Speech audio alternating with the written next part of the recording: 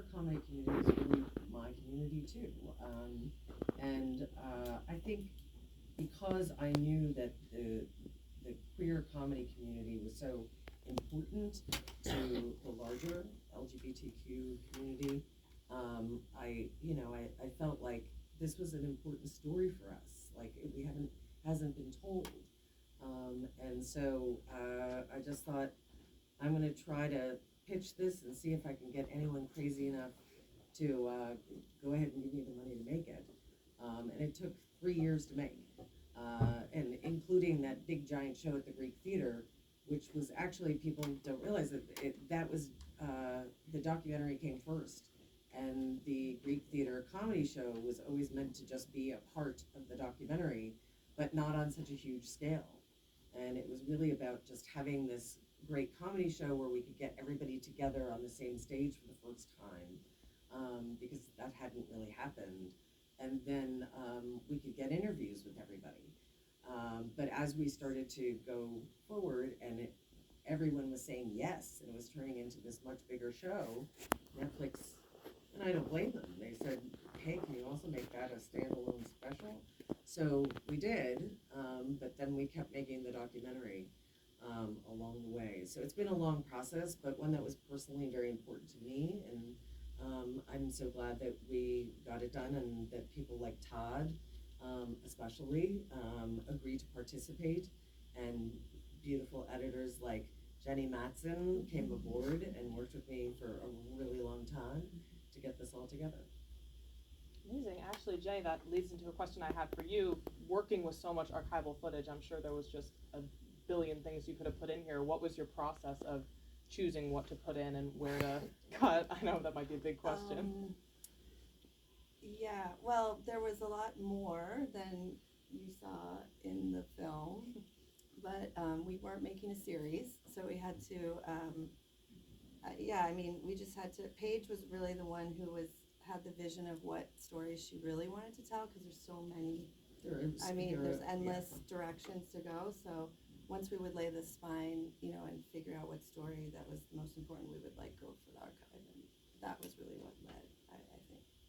Yeah, and there were certain things that as we were researching, and we had such a terrific team of researchers, and started to learn about things ourselves that we didn't know, like the Star Spangled Night for Rights, for example, that comedy concert at the Hollywood Bowl. Then it was, game on, let's try and find if there's a copy of if there was a tape anywhere of that show. And then, we found it, and there are only apparently 2 in the world, and we got one of them. And so then, it was, God, I wish we could just show the entire thing. And so, Jenny and I went through that footage a lot, and had to make choices, but it's kind of like this great treasure hunt, and you see some pieces throughout that I think probably you've never seen before. That's great. And Todd, I wanted to ask you, as one of the subjects of this documentary, obviously it's about comedy, everyone's a comedian involved, everyone's making jokes, but there's some real moments where you get into some profound experiences from your life, and you get into the kind of pathos of what it can be like, joking all the time and then having some real tragedy in your life. So how did you, as a performer, and then in the space of making this film, kind of balance that comedy and the kind of darker moments? Oh, ooh. I'll let Paige take that. Oh God. I don't think, I'm so embarrassed. I don't think I know what you're at. Say it again. I'll try to shorten it. Okay. As a comedian, how do you kind of deal with presenting yourself as a funny person, and then also at the same time being honest about some really dark moments from your own life? I think there, I was saying to my brother that 10 years ago, I wouldn't even wanted to be associated with anything gay, which was obviously, proving you can be gay and be homophobic. I didn't want to brand myself as being gay. And then cut to 10 years later, I was very honored that I was asked. People were like, why did you do it? I'm like, wow, it was cool to be asked. To be able to realize, maybe how far I had come, because I'm not even joking. 10 years ago, my plan, or maybe 12, was I'd meet a girl with a terminal disease, cancer, and then she would die. It wasn't well thought out. This is what being in the closet will do to you. And I thought she'd die, and then I go, oh, Todd never got over Rachel, and and then cut to being here. So it's like it's better. Life is better. I know that's not the question you asked, but I decided to just. I thought I had a better answer to a different question, and we all did well. That's okay. And if there are any questions from the audience, we'd be happy to take some of them. But if not, I can just keep going. Anybody? Why isn't the air conditioning work? Yeah, I could talk about that. Everybody's a complainer, right? Yes, Yeah. right up there in the middle. Where can you see the whole show from the Greek Theater and some of the other performers that were in the documentary? Where are they streaming? So the Greek theater show was released as a variety special on Netflix in 2022 called Stand Out. And so you can catch it. It's still on Netflix. You can find it on Netflix. It is not the full live show, which was 3.5 hours and was really kind of amazing. And I wish Netflix would just release it. But that you can see Stand Out. And then also many of the comedians in this film have specials either on Netflix or Comedy Central. You could definitely watch their work, and everyone in this film has material online that you can find of their stand-up. I think almost every single person has some stuff that you can Google and you can watch them. Yes. How did this project begin? It began, I had this idea a long time ago, actually.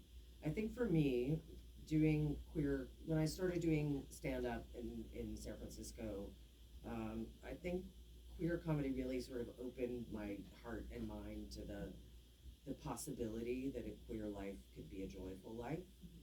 I didn't know that before. And so I found my community, and I was able to figure out who I was. So I figured, like, if it was that effective for me, like seeing people like Sandra Bernhard or Margaret, it really had an impact on me, and then being able to perform had such an impact on me. But there's an idea here. And so over the years, I was thinking about it, and queer comedy just started to really emerge.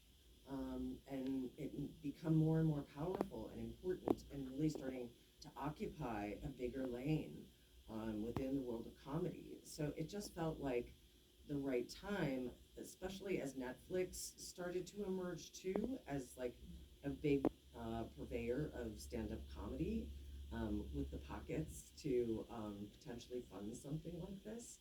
And so it made sense, to pitch it to them. So I just put together a treatment and went in and pitched it to them. And I had made other projects for them, so full disclosure. But I still didn't think they would buy it, honestly, because I was just like, I don't know, it's ambitious, it's big, and they did. Well, I learned so much from this show, so thank you so much for bringing this That's awesome. to life. We were saying the same thing with me and the other comedians, and we all agreed that we feel we should have known who Robin was. And we're so glad that we do now. We're like, wow, as I'm watching, I'm like, holy shit, I should know who she is. So that was just like one of the things, amongst learning so many things. That was one for me that was pretty powerful. I didn't know Robin either. I had How heard do you about not know who she is? I didn't. I had no. Lesbians don't all know each other. She was so happy too. Like, she was sort of rediscovered. This is the woman at the beginning of the film, the short little older woman. Yeah. And so she was super excited when you asked to interview her. It was like the best gift. Yeah. And great jokes. Like, So she was funny. yeah, like She really. speaks in jokes, like, closets or vertical coffins. I love when she says, I don't know if you guys caught it, but when she says, I don't mind people being born again, but why do they have to come back as themselves? Too much. She's really an old school comedian, But Judy Gold had mentioned her to me, and so did Suzanne Westenhofer. And so then we really started to dive in, and a couple of the researchers, Trish Bendix in particular, who worked on this film, was like, oh my God, we have to talk to Robin. And I'm so glad that we did. And it's a shame that we don't know who she is. Like, we should all know who she is. But I'm hopeful and optimistic that more and more people will not only see her in this, but that will go see her because she started performing again. Yeah. Great. We have time for one more question. So right there. Well, I was going to kind of follow up with the same question because she was such an example. I loved it when she says that you're the alternative. Right. It's a great joke. So, and I really like the fact that there are all these Moms Mabley, these old characters that had been around that I was unaware that she was a lesbian. Right. And the guys that were there in that past were kind of caricatures and silly. Were there any kind of, like, she was a good example of a strong woman who was funny and not just this crazy thing. Were there any guys in the past that were kind of like that? Well, I think the pansy craze, which we sort of covered a little bit in the early part of the film, I think you could find people there. Like Jean Mallon. Ray Bourbon actually was touring the country with Mae West, and then eventually started to release comedy albums that were very successful, and it wasn't as sort of like over the top and caricature-y, so there were people. I do think that there's probably a documentary you can make just about that era, but I think it was incredibly difficult for gay men until much later, and it's not like we didn't look. We really tried to turn over every stone and be like, is there anyone else that we haven't discovered? And so far we did not, but that's not to say if someone else does this version of this story, maybe they'll have someone that is. It was very good, thank you. Thank you. Thank you guys so much for being here. Thank everyone for coming. And please remember, QR code up here for the Audience Award. It's also outside if you missed it up here. Please, if you enjoyed the film, vote. It's eligible